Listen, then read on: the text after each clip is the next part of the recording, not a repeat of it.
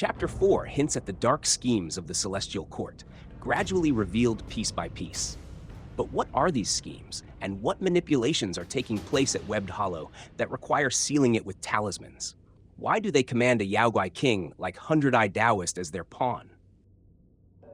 The Buddhist realm, headed by the Buddha, and the Taoist Celestial Court, led by the Jade Emperor, are like two parallel regimes. They coexist, influence the mortal world, and maintain diplomatic respect on the surface. However, when one side gains more influence, the other naturally declines. These hidden conflicts began after the success of the journey to acquire Buddhist scriptures, which increased the number of worshippers, offerings, and influence. Many Yaoguais, including Black Bear, Yellow Wind, the Hundred-Eyed Taoist, Red Boy, and Bull Demon King, were taken to Buddha's side during the journey to the West.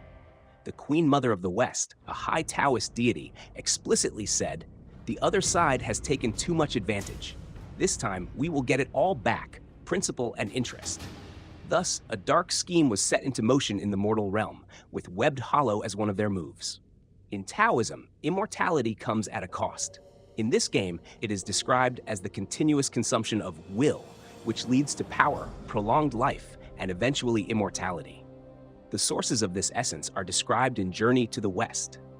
The first is natural occurrences, like the Queen Mother's peach garden and Genuine Daxian's ginseng fruit, both of which produce magical effects imbued with will.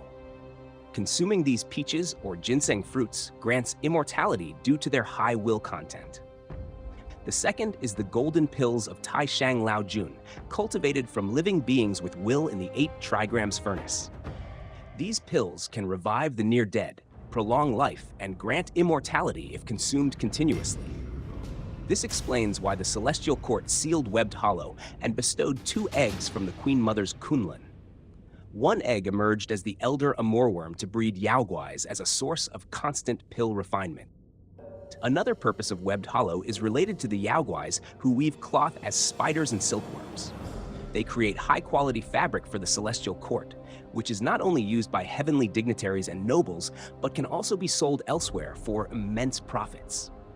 According to the second sister, the Spider Sisters manage a flourishing weaving business. This is why many male Yaoguais, including Scorpion Lord's princes, seek to marry them. And they even hire Yakshas, Lantern Yaoguais, as patrol guards. A second scheme involves revenge on Palampo Bodhisattva for meddling in the court's business by corrupting her son, Dawnstar, one of the 28 constellations. The second egg from Kunlun was used to turn Dawnstar into Duskveil. Shortly after, a new Dawnstar was appointed by Crane Immortal, as planned. Why does the court seek revenge on Palampo Bodhisattva?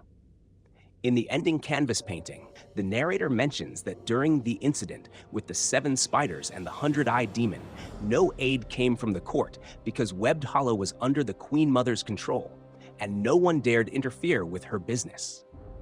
However, Bodhisattva Palampo unintentionally destroyed the Queen Mother's secret business by helping son Wukong. While Lishan Laomu guided Wukong to seek help from Palampo, she warned him not to reveal that she had sent him.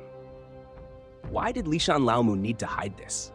Perhaps out of genuine concern for Wukong and the pilgrims, but also to avoid becoming involved in the Queen Mother's affairs. Lishan Laomu's origins are said to derive from Nuwa, the legendary creator and mother goddess in Chinese folklore. In Journey to the West, she doesn't align with either the Celestial Court or the Buddhist realm, but both sides pay her great respect and do not dare question her actions.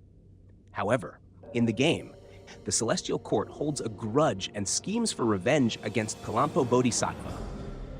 Crane Immortal and the Supreme Inspector ensure that everything at Webbed Hollow operates as planned. In the painting at the end of the chapter, one of Crane Immortal's subordinates holds a fan with the word Tai Shang written on it, suggesting that Crane Immortal is Tai Shang Lao Jun. The author of Journey to the West, Wu Cheng'an, lived during the Jiajing period of the Ming Dynasty, when Emperor Jiajing was deeply devoted to Taoism, spending his final years obsessed with alchemy and Taoist rituals to gain immortality, neglecting state affairs. This may explain the name Crane Immortal.